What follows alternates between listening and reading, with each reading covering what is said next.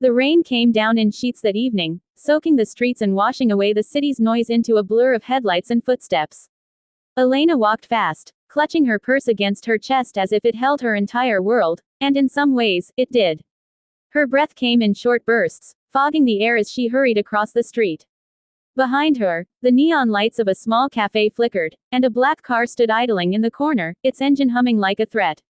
She didn't notice the car. She didn't notice the man watching from inside it either, cold, sharp eyes under the shadow of an umbrella. To her, this was just another night she needed to survive. When she reached the crossing, her purse slipped from her trembling hands. The contents spilled across the wet pavement: lipstick, old receipts, a keychain with a fading photo, and one small folded envelope that drifted in the wind like a feather. Before she could bend down to pick it up, a gloved hand reached it first. A man's voice spoke, low, controlled, but commanding. "You dropped something." Elena looked up. Her heart froze. It was him, Viktor Romanov, the city's most feared man, the head of the Romanov syndicate. People whispered his name in fear, others spoke it with reverence.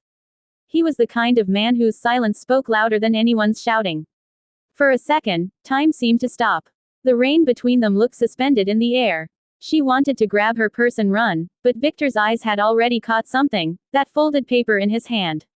He didn't open it immediately. He studied her instead, sensing the panic in her eyes, the way her hands shook. "Is this yours?" he asked, his tone almost soft. "Yes," she said quickly, her voice breaking. "Please, just give it back." He looked at her a moment longer before unfolding the paper. The rain streaked across it, but the image was still clear, an ultrasound photo, grainy yet unmistakable. A small heart, barely visible, but alive. Victor stared at it, the world around him fading. For a man who had seen death in every form, life had never looked so fragile. He looked back at Elena, his expression unreadable. "This is yours." Elena hesitated, her lips trembling. "It's my baby." His jaw tightened. He looked at the image again, then at her. "You're pregnant." She nodded, holding her breath. "Yes. Please, I need that back. It's all I have left." Something in her tone, the desperation, the quiet strength, pulled him in. He handed the photo back without another word, but he didn't leave. Instead, he asked the question that would change everything. "Who's the father?" Elena swallowed hard, her gaze falling to the ground. The silence that followed was heavier than the rain. She whispered, "It doesn't matter anymore. He's gone." Victor didn't know why, but something about her voice, the mixture of pain and dignity, struck him deep. He motioned for his driver to wait and gestured for her to come under the shelter beside the cafe.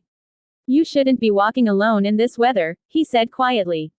"I don't have anywhere to go," she replied, clutching her purse tightly again. They took my job, my apartment. Everything." He watched her, the soaked hair, the trembling lips, the eyes that carried too many sleepless nights.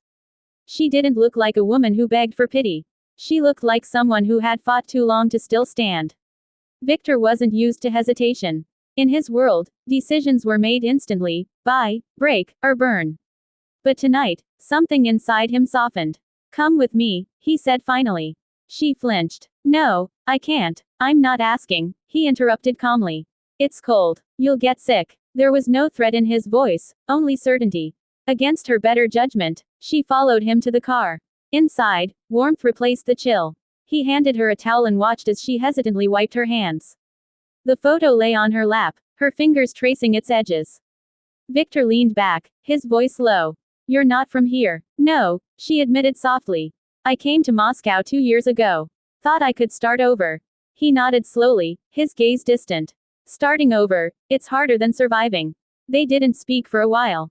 The city passed by in flickers of light and shadow. Finally, the car stopped in front of a large mansion, tall iron gates, silent guards, and an emptiness that only the powerful truly understand. Elena hesitated. "Why are you helping me?" He looked out the window for a long time before answering. "Because once, someone helped me when I didn't deserve it." Inside the mansion, she was shown to a guest room. It was beautiful, yet lonely, like every corner carried a story of silence. That night, Elena couldn't sleep. She stared at the photo again, whispering softly to the life inside her, "You're safe now." Down the hall, Victor sat alone in his study, staring at a glass of whiskey he hadn't touched. His mind returned to that ultrasound, that tiny flicker of life. He remembered the sound of a child's laughter long gone, a memory buried under years of violence. The next morning, he found her sitting by the window, sunlight spilling across her face. She looked different, calm, almost peaceful. "You should eat," he said quietly.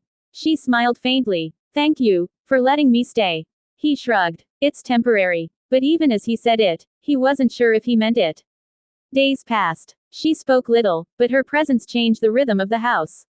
The staff whispered that their cold-hearted boss had started spending less time in meetings and more time walking near the gardens where she liked to sit. One evening, Victor found her reading a book in the library. He stood at the doorway, watching her for a moment. "You read much?" he asked. "Only when I need to escape," she replied, closing the book gently. He smiled faintly. "Then maybe I should start reading too." Their eyes met, and for the first time, the silence between them felt safe. But peace never lasts long in Victor's world. A week later, chaos returned. A rival gang attacked one of his warehouses.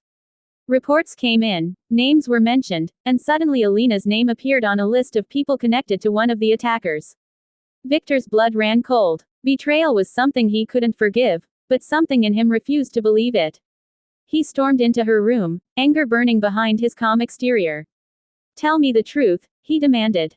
"Were you sent here?" Her eyes widened. "What? No, I don't even know what you're talking about." He slammed his hand on the table. "Don't lie to me, Elena." Tears welled in her eyes. She stood up, trembling. "You think I'm using you?